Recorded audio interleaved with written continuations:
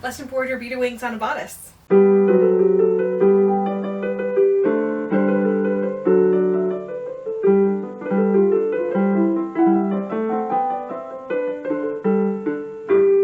Hi everyone, my name is Caitlin, and on this channel I teach old-fashioned sewing skills and we copy originals.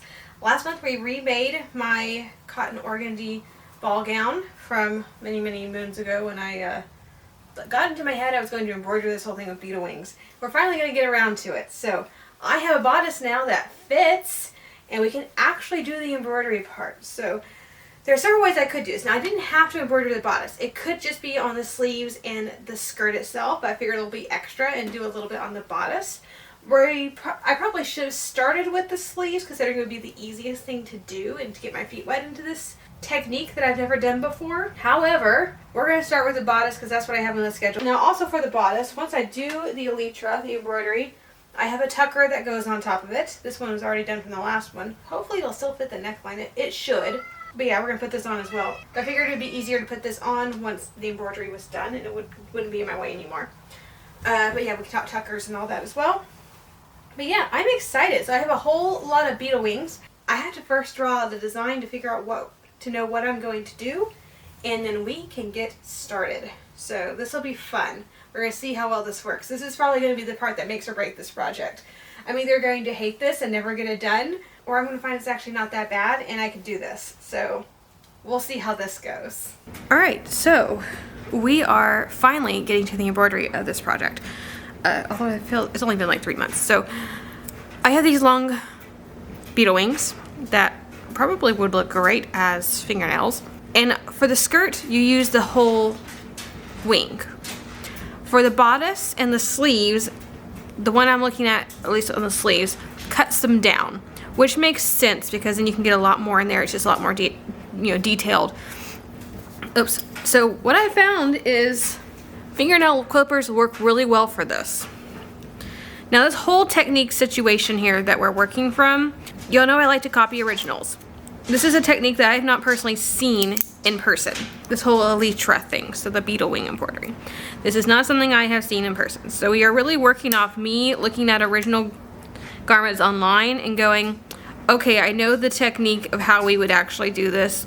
And obviously things like putting together the top, doing the sleeves, making the skirt, that's all normal dressmaking stuff. And I've seen plenty of originals for that. So I can tell you how that's supposed to go. What I don't know is how this is technically done. So I am flying mostly blind here. And I wanted to let y'all know that because I don't want to ever come across as I know what I'm doing when I don't. This is me looking at pictures online going, yeah, this looks like what they're doing. So we're cutting them down, which is kind of sad because now I have waist and I don't know what to do with that waist because it's not like I can cut another half because that's pointed and this end is not. But I guess things like that happen sometimes. We won't be wasting anything with the skirt because the skirt will use the whole beetle wing. But yeah, I'm going to be here for a little bit cutting the pieces out. But right now my main focus is just trying to cut them down and trying to get them more or less the same size. Some of them are turning out pretty big. Even though I'm using the same one as my base. Sometimes the base here is larger on some of them and smaller than others. So I'm more or less, at this moment, trying to get them in pairs because they're going to kind of go out like this. We're going to make little butterflies almost with like 2 little wings, I guess. And so I'm trying to get them in matched pairs where the pairs are basically the same size. So maybe it's a little less noticeable that not all of them are exactly identical. I'm going to have to really sweep and vacuum my carpet after this. I think what I'm going to do is do them in sections of 10. So like I get 20 of them done. So I'll get 10 pairs cut. And then we'll come together, sew them on. And I'll just keep working like that. That way I don't get too bored. I also don't want to make too many of these to where I'm going to be wasting my little beetle wings. And if I'm not using cut ones for the skirt, I want to make sure, absolutely sure that I'm not cutting too many of them. This is my piece that I'm using to cut the other ones to size. So I'm going to keep this separate. I have a bodice edge. So I'm looking at 2 1850 originals. One has embroidery just around the sleeves, and one has it on a neckline and the sleeves, and the other one uses it on the bodice and the sleeves. Now their pieces are bigger than this, but I like the look of the smaller ones. I think they look a little bit more I don't know if detailed is the right word. They just look prettier. So the one we're kind of copying, I have here some nice antique fringe. And what I think is happening is that this is getting sewn on here. And then we have a little bit of embroidery with the beetle wings, and then there's another section here with another bit of the fringe. Which I really kind of wish that this was folded over and that my fringe was a little bit smaller. Actually, that will work. I can make that work. I can fold that over. We're good. Okay, so I guess my first step is actually not even working with the beetle wings. I guess I need to sew this on first. I could get some really nice mid-19th century fringe that was, you know, actual metallic, looked fantastic. They didn't have enough for what I needed. So when you're dealing with antique stock of things like this, sometimes you have to deal with what you can get. So I'm using, this is probably later, it's probably turn of the century. Alright, so I've done about half of it, just kind of get a good grasp on what I'm doing before I show. But what I found works the best is if I poke another hole right in the middle of the wings, which is actually very easy. It's a very small awl, but it's a lot easier than I thought it was going to be. And so I think when I buy new ones for the skirt, I'm not going to buy the ones with holes because they put the holes here or here. They're further down. And what I'm looking for, or I'm looking at the originals, it seems like there's more holes in the middle, and it holds better when the holes are in the middle. So I'm putting the holes in the middle. So this is what it looks like. I'm mostly happy with it. I'm not exactly incredibly thrilled with how noticeable the threads that are holding down the beetle wings are. I found a couple of them that looked like they were being held together with gold thread, which I thought would be very noticeable. And a couple of them seem to be done with threads that are closer to the color of the beetle wings. So I just took some cotton, crochet cotton, I think it's a size 20, and I dyed it with blue and green to kind of give it that tealish color. I think I should have stuck with just the green. There is a blue tinge on some of the wings, but most of them are basically straight gold and green. So I think if I'd held this as straight green, it would have been a little bit closer. But I'm going to go ahead and do it this way. I think it looks fine, and from a slight distance you can't see it. You'll mostly just notice the embroidery itself, or the beetle wings themselves. So we're going to keep going. It's a very simple pattern. Right where the beetle wing just about touches the fringe, and that's how I'm keeping this in place. I put my my thread through the middle of it, go down, go all the way up, pull it out. It's the part where it doesn't really hold very well, so it's really hard to see. Put the hole back right in the, or put my thread right back in the middle hole. Come up to the side, go down, go to the other side, and come back down. So I'm essentially making a T or a cross with my threads, which holds the wing in place. And then this one is going to kind of come out at the same angle, just pointing down.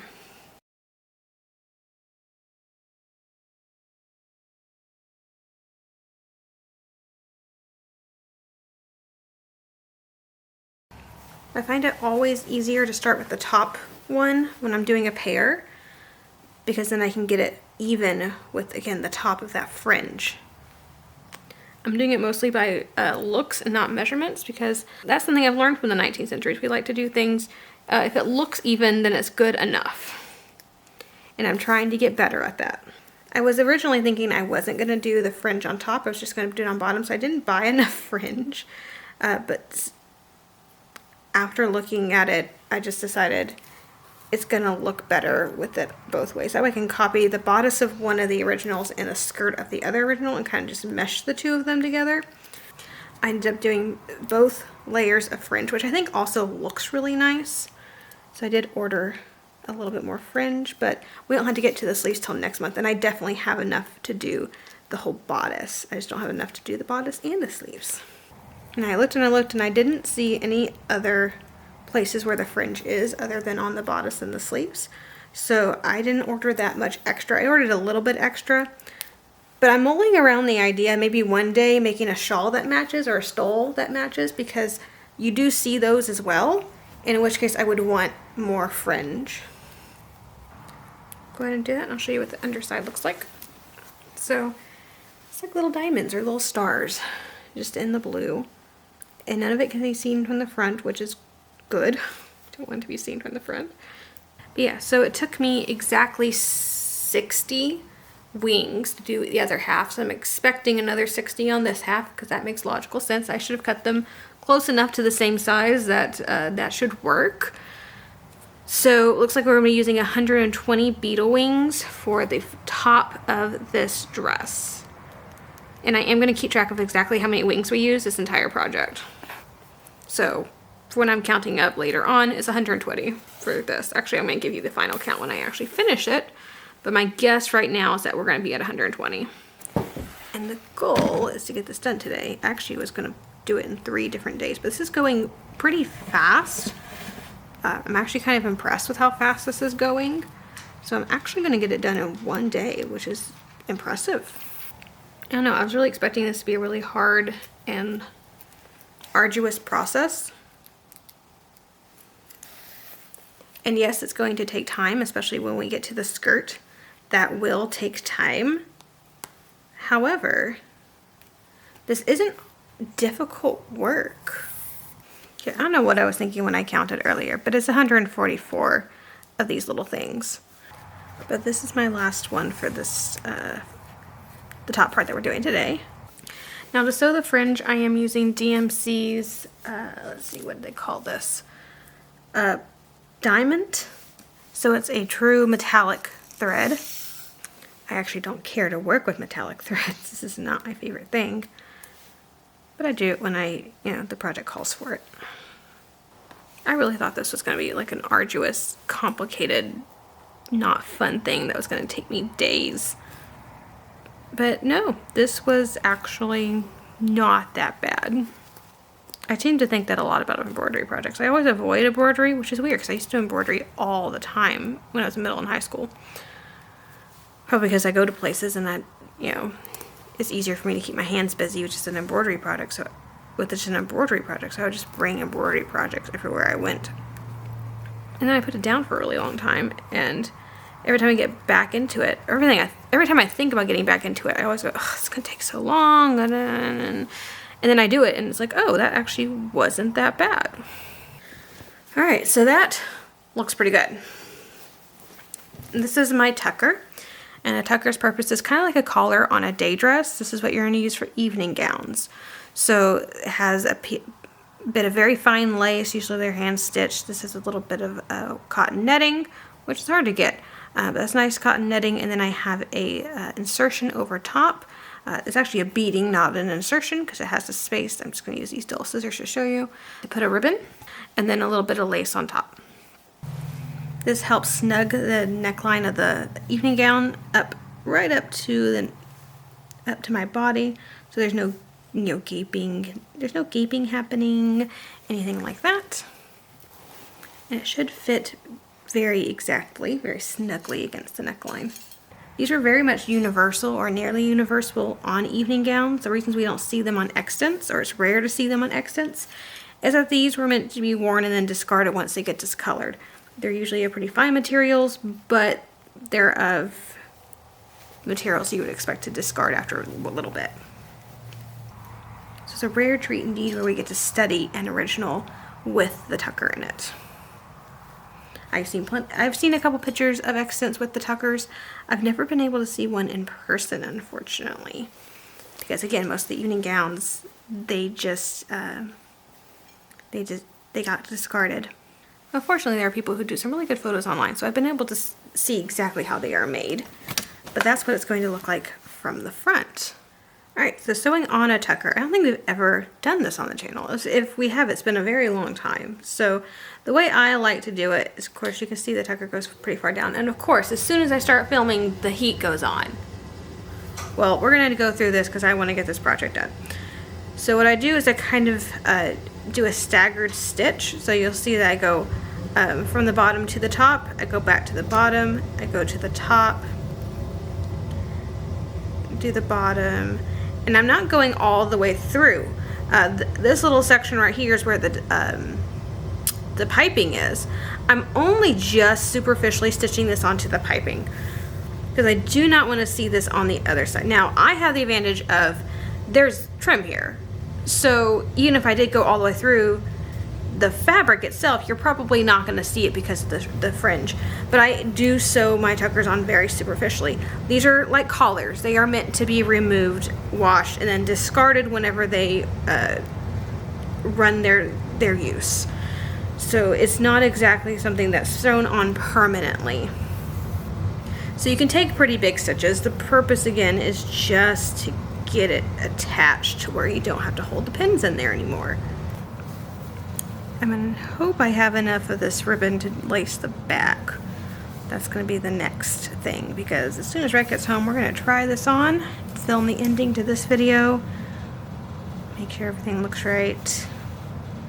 And then as soon as I get the fringe for the sleeves, I can start on that. Because after next month, when we get the sleeves done, that'll be our last video for the bodice. We'll only have the skirt to do. Now granted, the skirt's going to take a very long time, but I will feel accomplished having a bodice done. Honestly, if I have a straight white ribbon instead of a crown, I should have looked to see if I have a white ribbon because that would look better. Definitely should have looked for that actually before I did all this. Oh well. That's how you do it. So if I actually find white ribbon, I will replace it, but that's where we are right now.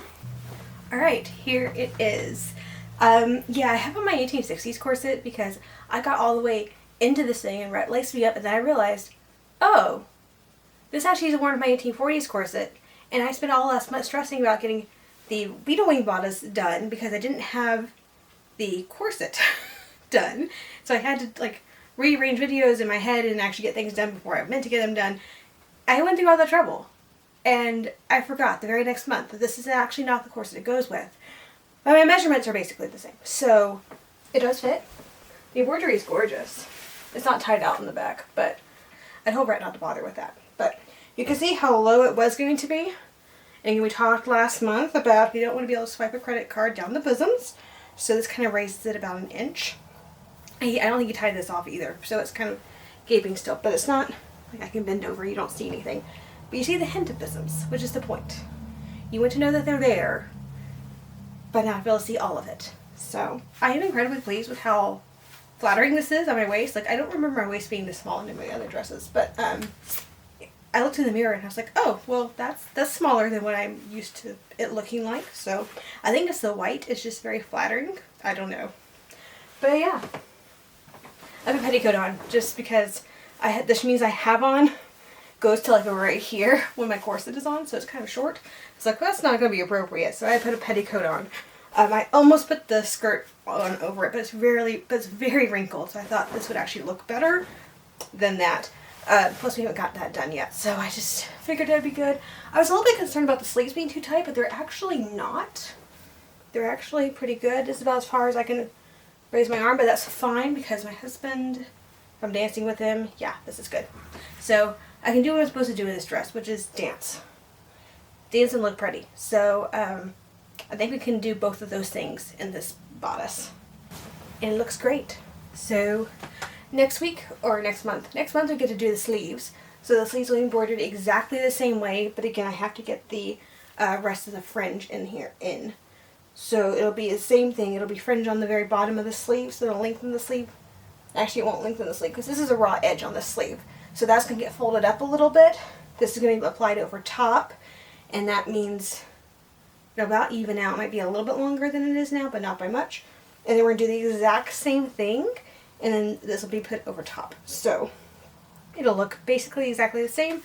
Next month should be pretty easy considering this is actually a lot less space than this whole thing is. But I am going to continue to keep track of how many beetle wings this project takes. We're at 144 right now, so I'm guesstimating maybe 100 on both, for the sleeves. So I think it'll be about 244 next month, or we're going to find out. So leave your guesses in the comments how many beetle wings you think we're going to be at next month.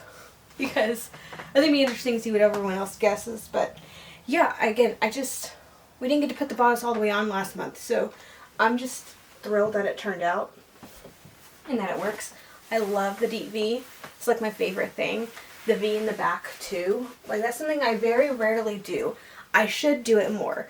I always forget to add the V in the back. It's just something that my brain doesn't process until after I've cut out the bodice. And I have to go, oh, there's supposed to be a V in the back. Because most of the time on original bodices, if you see a V in the front, there will also be a V in the back. Just a very slight one, very small one. And I'm really bad about remembering that. So sometimes I had to piece it in later. Sometimes I just go, whatever, it's just going to be without a V. But I actually remembered this time. So we're doing really good with this so far. The embroidery turned out great. It fits. Looks great. So I'm very optimistic that we'll actually get this long-term project done.